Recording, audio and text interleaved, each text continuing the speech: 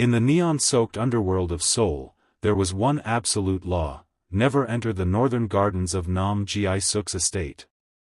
It wasn't the high-voltage fences or the armed sentries that kept rival syndicates at bay, it was the unkillable beast that prowled the silent stone paths. Shadow wasn't just a Cane Corso, he was a 150-pound living tank of obsidian muscle and predatory instinct. He had sent 5 professional assassins to the morgue and left a veteran K-9 trainer so traumatized he had abandoned the profession entirely. The security team, men who had survived street wars and prison yards, maintained a strict 30-foot radius from the beast at all times. They had seen Shadow snap industrial-grade steel leashes like they were made of silk thread. They had seen him crush custom-molded bite sleeves as if they were paper cups. Even the most ruthless enforcers, men with blood on their hands and ice in their veins, bowed their heads and walked faster whenever they passed the garden's heavy iron gates. Gi-Seok had hand-selected the dog from a bloodline bred for ancient wars, refining that raw aggression with 2 years of specialized training until Shadow possessed a supernatural awareness. The beast could hear a heartbeat from 100 yards and calculate a kill strike with the mechanical precision of a sniper. Gi-Seok ruled his empire with the same cold efficiency. His influence stretched from the shipping docks of Busan to the high-rise boardrooms of Gangnam. Prosecutors burned his files, and politicians cleared their schedules the moment he called.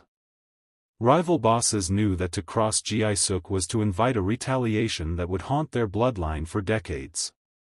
Yet, for all his absolute authority over men, Gi-Seok held a sacred respect for Shadow's territory.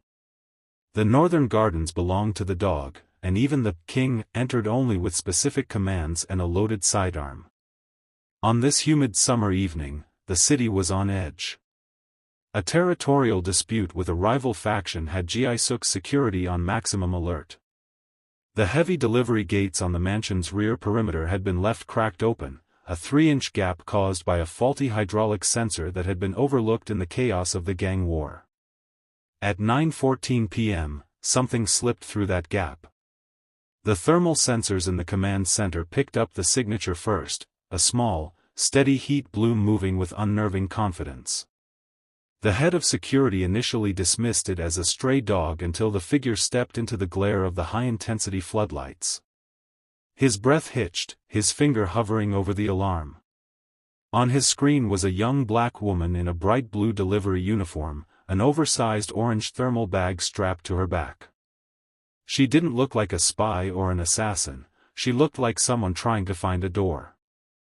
The guard's blood ran cold as he tracked her movement. She wasn't fleeing, she was walking a straight, determined line toward the northern garden. Then, a sound vibrated through the very floorboards of the mansion, a low, tectonic growl that signaled Shadow had found his prey. Welcome back to Underworld Love Chapters. Please don't forget to subscribe, like and comment and tell us where you are watching from. Now let's dive into the story. The air inside the Nam estate didn't circulate, it stagnated, heavy with the scent of pine needles and the metallic tang of high-voltage fencing. To the outside world, the fortress was a masterpiece of modern architecture nestled in the Gangnam Hills, but to those within, it was a pressure cooker of absolute silence.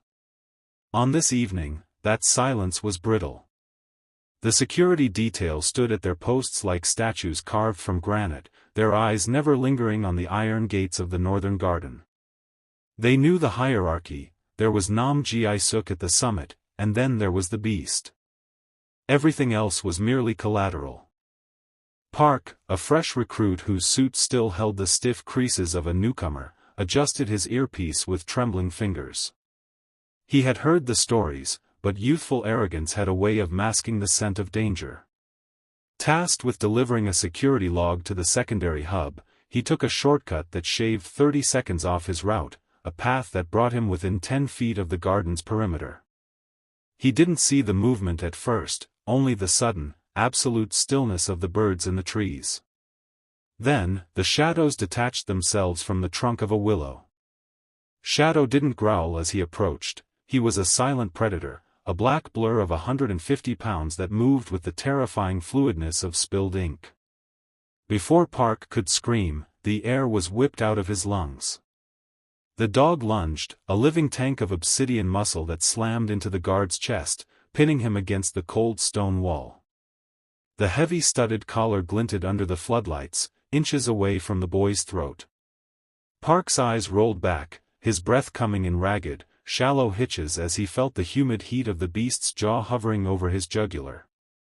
The dog's amber eyes weren't filled with rage, they were filled with a mechanical, predatory intent that was infinitely more terrifying. Shadow. Juman. The voice was low, devoid of urgency or anger, yet it acted like a physical leash. Nam Gi-Seok stepped into the light of the second-floor balcony, his charcoal-black suit absorbing the darkness around him. He didn't lean over the railing, he stood perfectly upright, his hands resting lightly on the cold stone. The intricate black tattoos on his neck seemed to pulse in the dim light, a visual echo of the violence he commanded. He didn't look at the guard who was currently losing control of his bladder, his gaze was fixed solely on the beast. Shadow froze. The rippling muscles beneath his glossy coat went still, though his teeth remained bared, a fraction of an inch from tearing through flesh. The dog's tail didn't wag, his ears didn't twitch. He was a weapon waiting for the trigger to be released. Back, Gi-Seok commanded, the word slicing through the humid night. With a pained whine that sounded like grinding metal, the beast stepped back, retreating into the darkness of the pines without once breaking eye level with the intruder. Park collapsed to the grass, gasping for air he didn't deserve. Gi-Seok didn't offer a word of comfort or a reprimand. He simply watched, his sharp jawline set in a mask of cold indifference. In that garden, the law was simple, the monster was a reflection of the master. Both were unkillable, both were heartless, and both were entirely alone in their power. The neon pulse of downtown Seoul felt like a lifetime ago. Up here, in the winding, high-altitude shadows of the Gangnam Hills, the air was thinner and significantly colder. Zelina Booker wiped a bead of sweat from her temple, her breath hitching as she shifted the weight of the massive orange thermal bag digging into her shoulders. She had been on her feet for 6 hours, weaving her electric scooter through gridlocked traffic until the battery had finally surrendered, forcing her to trek the last half-mile on foot. Her phone vibrated in her hand with an angry, staccato buzz. The GPS signal was bouncing erratically off the towering stone perimeter walls that shielded the neighborhood's elite, the blue dot on her screen spinning in confused circles. "Come on, stay with me," she muttered, tapping the cracked glass. The address was for a private estate that didn't appear on standard street views, a place the local delivery drivers whispered about with a mixture of awe and genuine dread. To Zelina, however, it was just the final hurdle between her and a warm bed. She rounded a sharp bend where the streetlights grew sparse, replaced by the soft, expensive glow of recessed LED landscape lighting. Ahead, a pair of massive iron gates loomed like the entrance to a medieval fortress. They were dark, imposing, and capped with sharp decorative spikes that looked entirely functional. Her heart sank. This wasn't just a house, it was a stronghold. As she approached, she noticed a defect in the fortress's armor. The heavy delivery gate on the southern perimeter hadn't latched.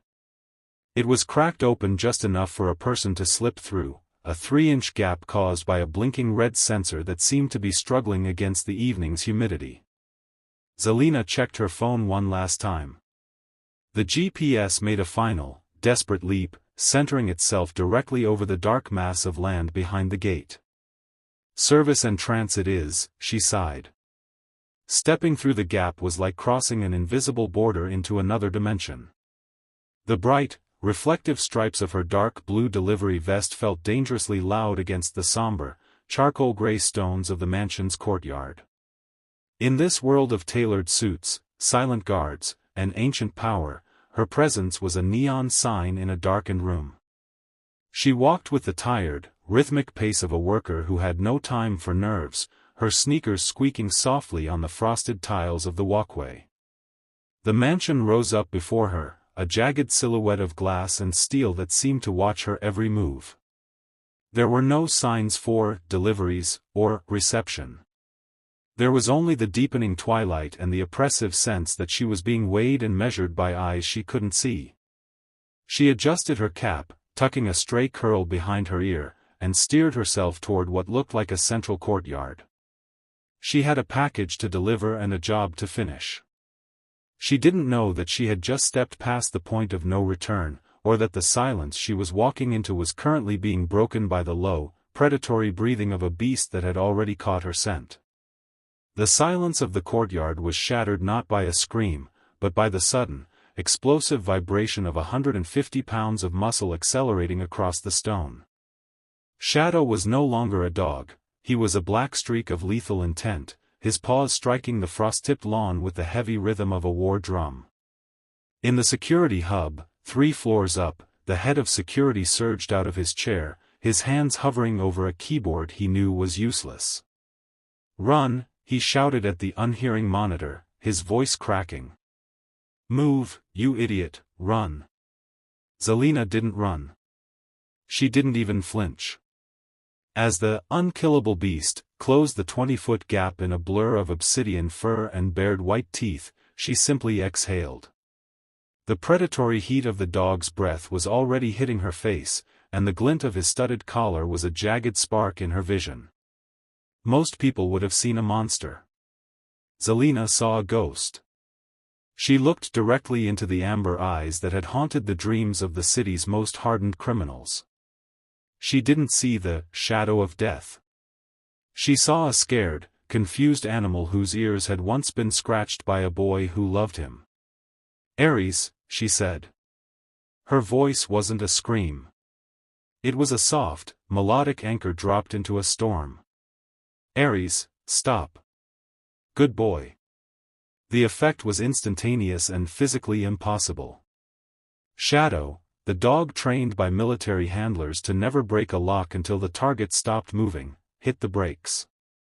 His massive paws skidded across the frosted grass, carving deep, jagged furrows into the manicured lawn.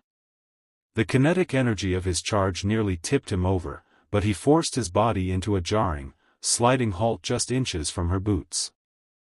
The snarl died in a pathetic, choked gurgle.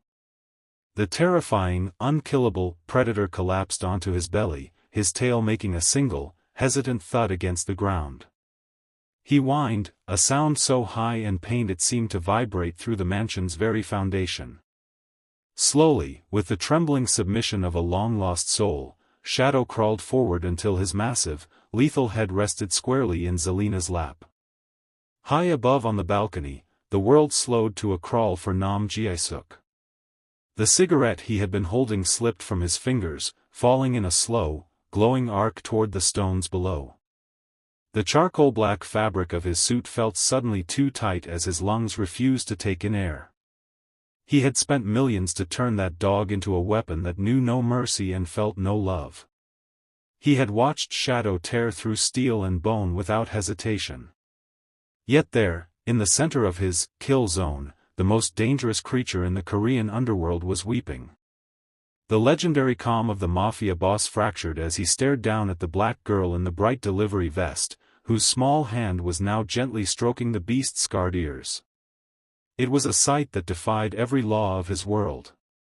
In that moment, the authority of the Nam Syndicate was silent, rendered powerless by a single name whispered in the dark. The stillness that followed the beast's submission was more suffocating than the growl that had preceded it. Gi-Seok descended the marble staircase with a predatory grace, his footsteps silent, his dark eyes fixed on the girl like a hawk watching a variable it couldn't compute.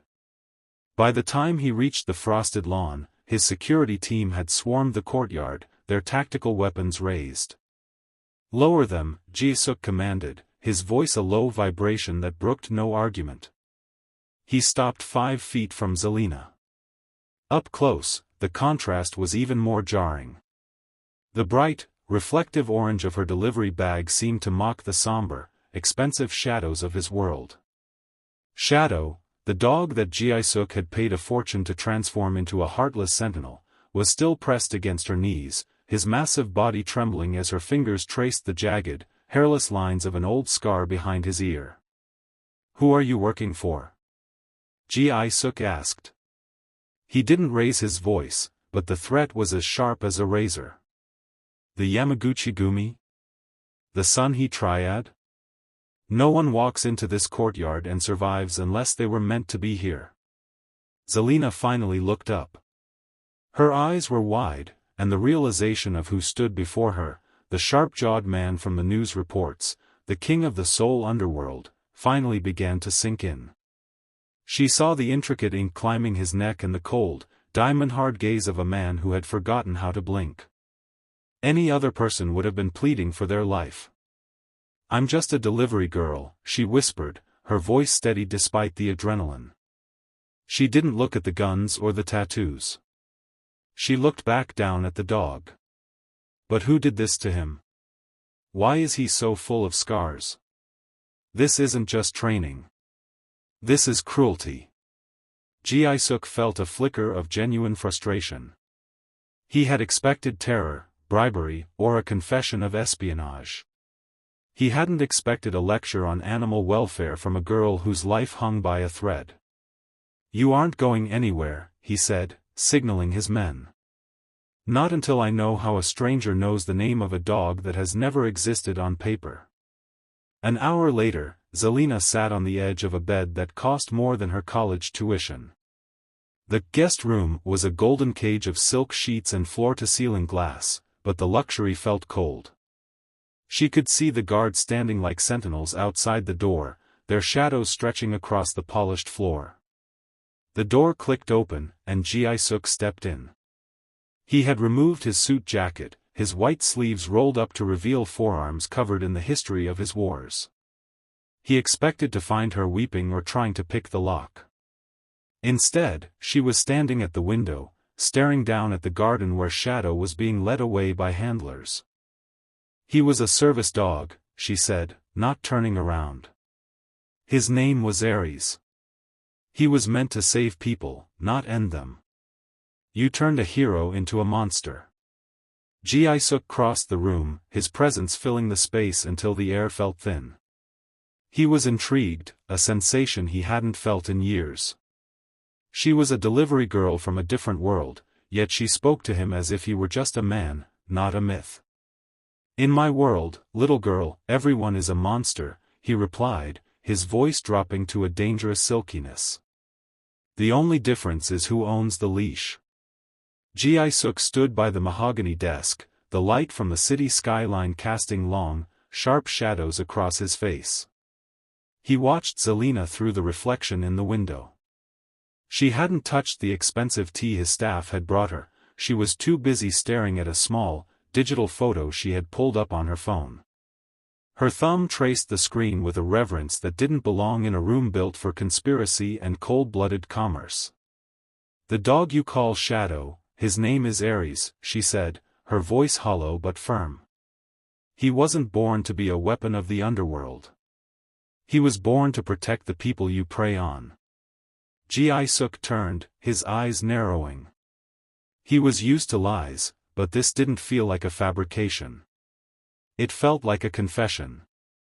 I bought that animal from a high-end broker in Italy, he countered, his voice like grinding silk.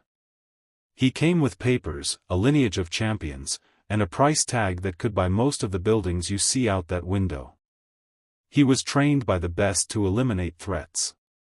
Zelina laughed, a sharp, bitter sound that momentarily stunned him.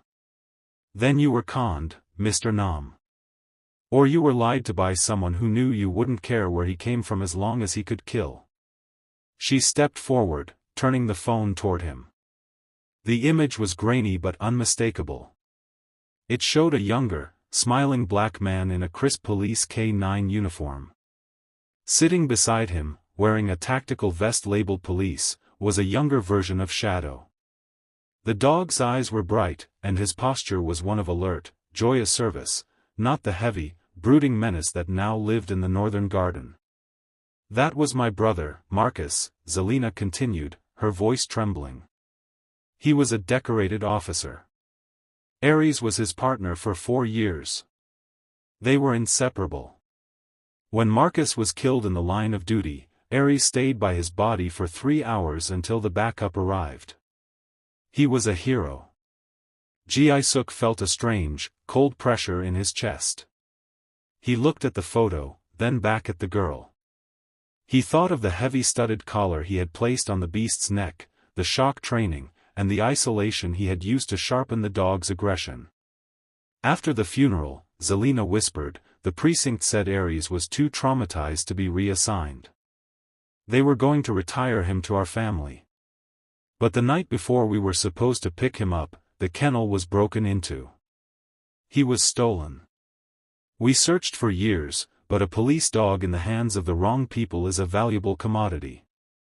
I thought he was dead. For the first time in his life, Gi-Seok found himself looking at his prized guardian and seeing something other than a tool. He had spent a fortune to turn a hero dog into a villain. He had taken a creature defined by loyalty to the law and twisted it into a reflection of his own violent soul. The silence in the room stretched, heavy and uncomfortable. Gi-Seok looked at the intricate tattoos on his own skin, marks of a life chosen in the dark. He had always believed that everything in his world was bought and paid for fairly.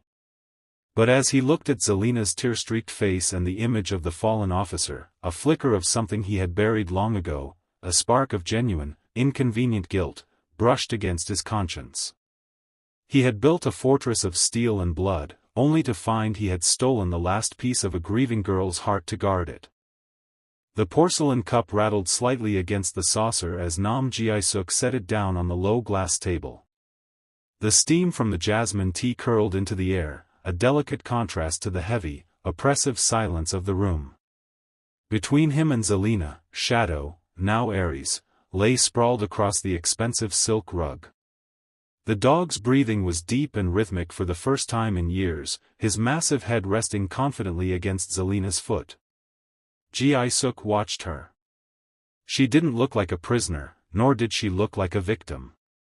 She sat with her spine straight, her natural curls catching the dim amber light of the study.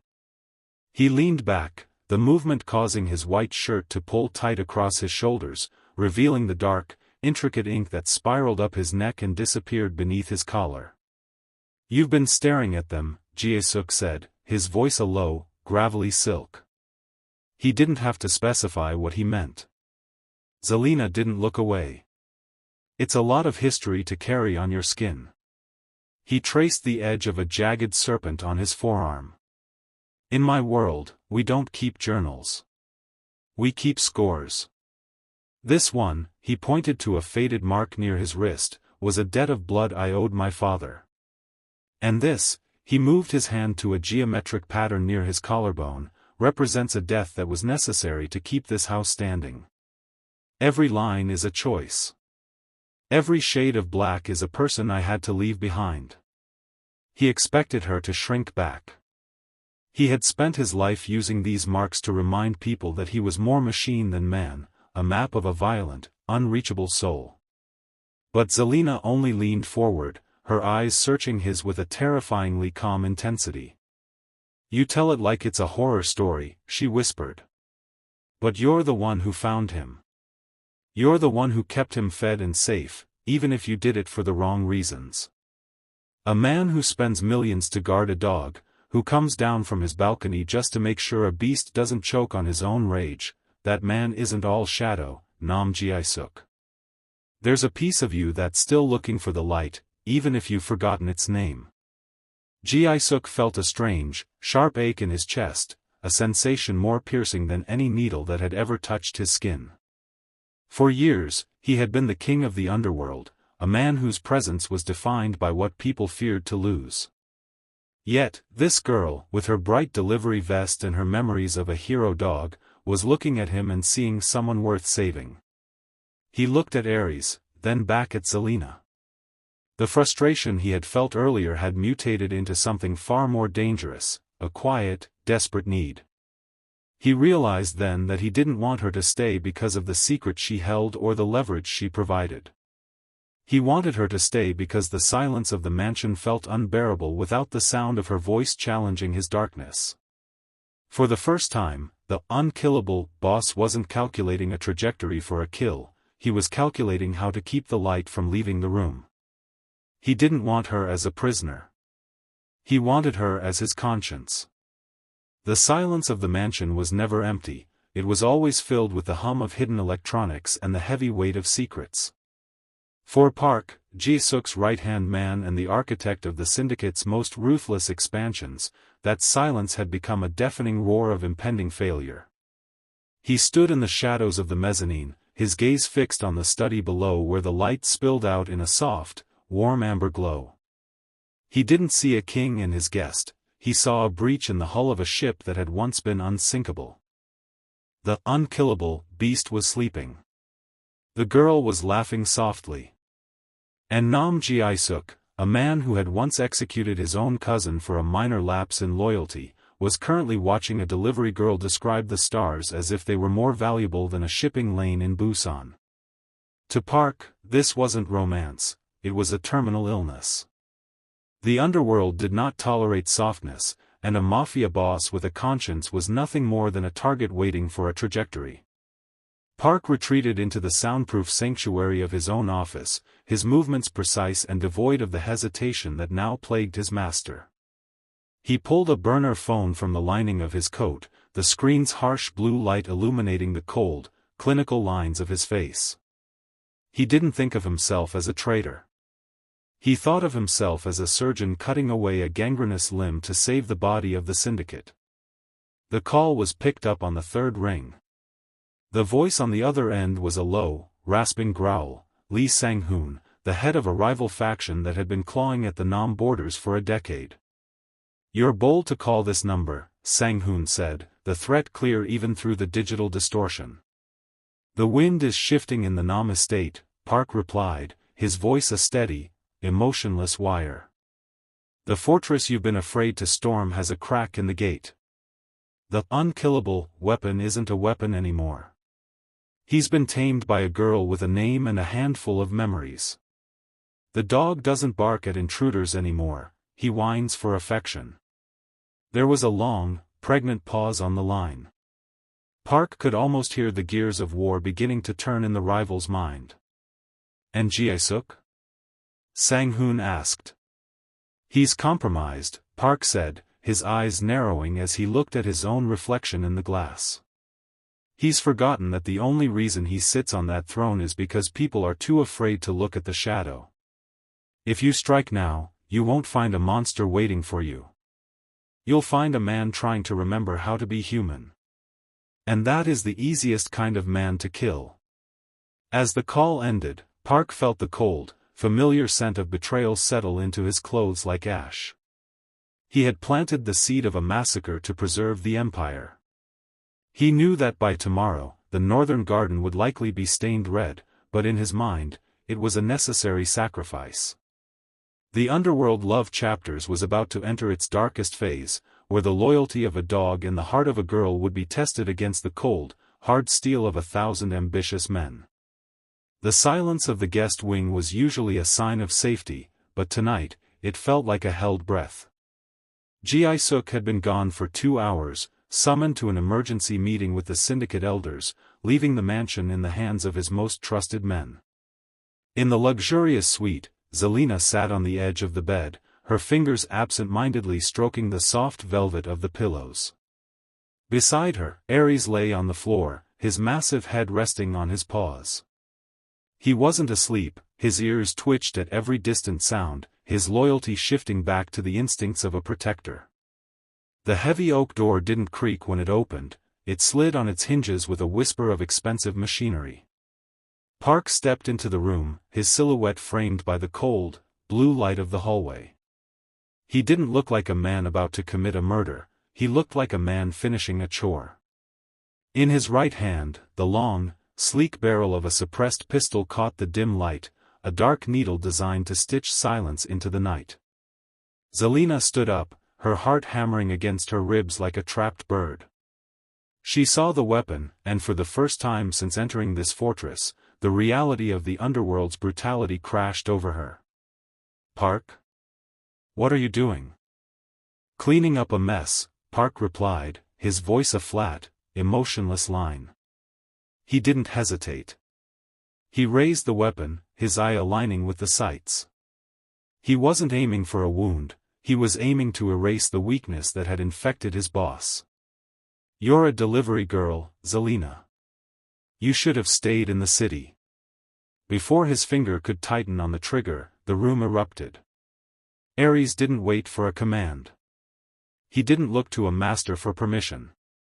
The beast that Gi-Seok had tried to break through isolation and pain suddenly remembered who he was.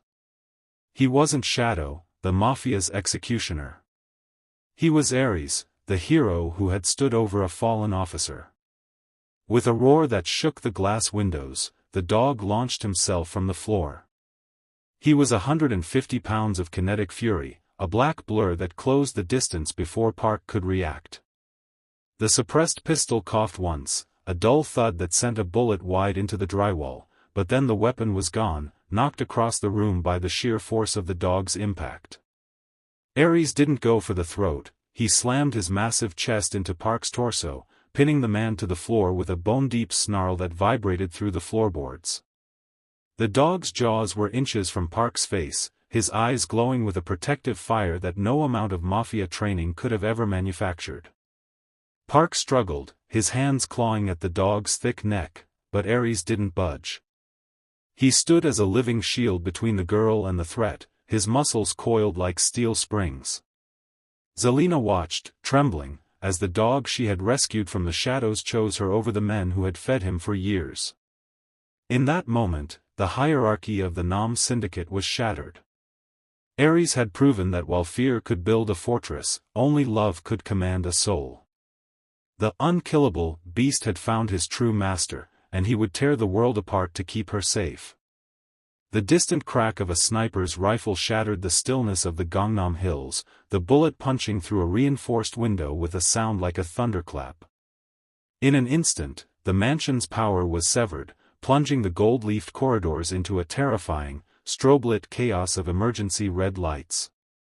Sang-hoon's faction hadn't just come for a talk, they had come to burn the Nam Syndicate to the ground. Muzzle flashes ignited the northern garden like malevolent fireflies, and the air filled with the sharp, acrid scent of cordite. Nam Gi-Seok was pinned behind the heavy mahogany desk in his study, the wood splintering under a relentless hail of gunfire. For the first time in a decade, the king of the underworld was cornered, his security detail falling back against a coordinated assault that knew his every blind spot. He reached for his radio, but the frequency was jammed with static, Park's final act of sabotage. Gi-Seok.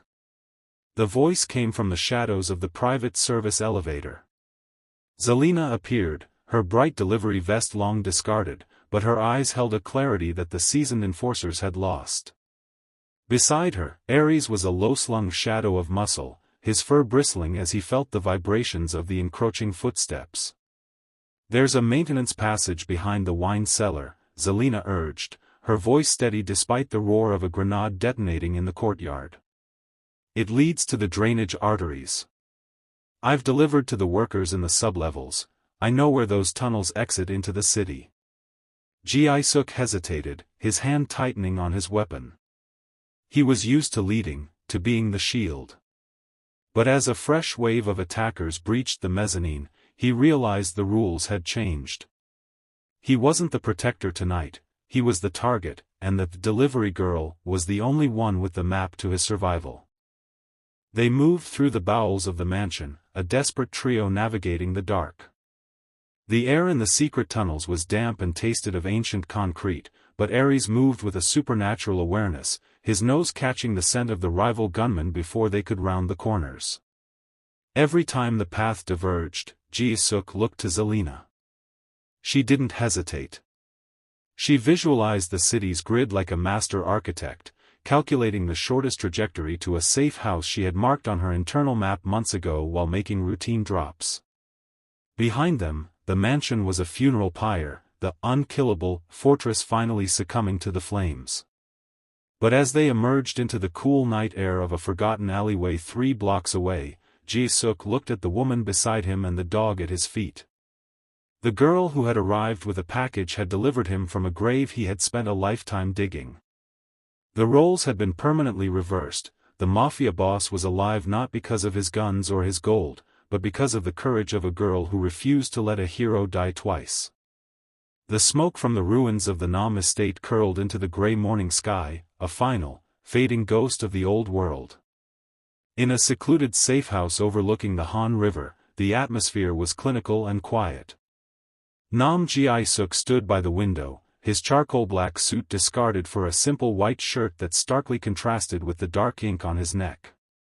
His phone sat on the table, buzzing with the finality of a war won. Park and the others who had chosen betrayal were gone, purged with the cold, mechanical precision that had made Gi-Seok a legend. But as he looked at his reflection, he didn't see a king. He saw a man who had nearly lost the only things that had ever made him feel alive. Zelina sat on the balcony, the morning sun catching the natural curls of her hair. Ares lay at her feet, his massive head resting on her shoes. The dog's ears flicked toward Gi-Seok as he stepped out onto the terrace, but the growl that had once defined him was replaced by a soft, welcoming huff. "The accounts are set," Gi-Seok said, his voice dropping to a low, gravelly vibration. He held out a single black card and a set of keys. "There is a villa in Jeju. It's private, secure, and far from the reach of the Seoul syndicates. You'll have enough to finish your studies and never have to look at a delivery app again. You delivered a life to me, Zelina. This is the only way I can pay that debt." Zelina looked at the card, then up at him. She didn't reach for the keys. Instead, she reached down and scratched the spot behind Ares's ear where the hair was starting to grow back over the old scars. "I'll go," she whispered, her voice steady. "But I'm taking him with me. He was never meant to be Shadow. He was always Ares. And he's had enough of this world." Gi-Seok felt a sudden, sharp constriction in his chest. He looked at the dog, the unkillable beast that had been his only companion in a house of stone, and then at the woman who had walked into a kill zone and found his soul. The thought of the villa in Jeju being peaceful was secondary to the realization that his own fortress would return to being a tomb without them. "I can't let him go," Gi-Seok admitted, the confession tasting like iron in his mouth. He took a step closer, his shadow falling over her, but his posture was no longer rigid. "And I've realized I can't let you go, either." He didn't offer her a bribe this time. He offered her a choice. The estate will be rebuilt. Not as a stronghold for the Nam syndicate, but as something else. "I don't know how to build a home, Zelina. I only know how to build walls. Stay. Help me change the name of the garden. Stay, and let Ares show us both how to be heroes." Zelina searched his face, seeing the man behind the tattoos, the one who was finally learning to look toward the light. She didn't say yes immediately, but she reached out and took his hand, her warm fingers lacing through his. The morning sun over the Gangnam Hills had lost its jagged, icy edge, replaced by a soft gold that breathed life into the once stagnant air of the Nam estate. The northern garden, formerly a place of shadows and whispered death, had been transformed. The high-voltage fencing was gone, replaced by flowering jasmine and low stone walls that invited the light rather than repelling it. Where blood and fear once ruled the soil, there was now the scent of damp earth and new beginnings. Zelina sat on a wooden bench beneath the same willow tree where the beast had once prowled. A heavy textbook rested on her lap, its pages fluttering in the light breeze as she prepared for her final exams. She no longer wore the bright blue uniform of a delivery girl, but the comfort in her posture remained, a quiet, unshakable peace that had become the new foundation of the house. A few yards away, a rhythmic, joyful thud echoed against the stone. Ares was no longer a weapon of the underworld. The unkillable predator was currently preoccupied with a frayed tennis ball, his massive tail wagging with a force that stirred the fallen leaves. His glossy black coat shimmered in the sunlight, and the heavy studded collar had been replaced by a simple leather band. He moved with the exuberant grace of a dog who had finally come home, his amber eyes bright with a playfulness that had been buried under years of conditioning. High above on the balcony, Nam Gi-Seok watched the scene with a stillness that was no longer born of discipline, but of contentment. He leaned against the railing, his charcoal suit jacket draped over a chair nearby, his white sleeves rolled up to reveal the tattoos that were now just memories of a past life rather than a roadmap for his future. The rigid, frozen mask of the mafia boss had melted away, leaving behind a man who finally understood the weight of the air in his lungs. He watched as Zelina laughed, tossing the ball across the lawn. Ares lunged after it, his muscles rippling with a healthy, vibrant energy. Gi-Seok realized then that the critics and the rivals had been wrong. They had whispered that he had lost his greatest weapon, that he had allowed a girl to break the teeth of the Nam syndicate. But as he felt the warmth of the sun on his face and the steady, calm beat of his own heart, he knew the truth. He hadn't lost a beast, he had gained a soul. The fortress was no longer a monument to his isolation, but a sanctuary for a family that defied every law of the world he had come from. The underworld still hummed beyond the gates, but within these walls, the silence was no longer a threat. It was a promise. For Underworld Love Chapters, the story that began with a terrified whisper had reached its final, beautiful resonance. The king still ruled, but for the first time in his life, he was ruling a kingdom that had a heart.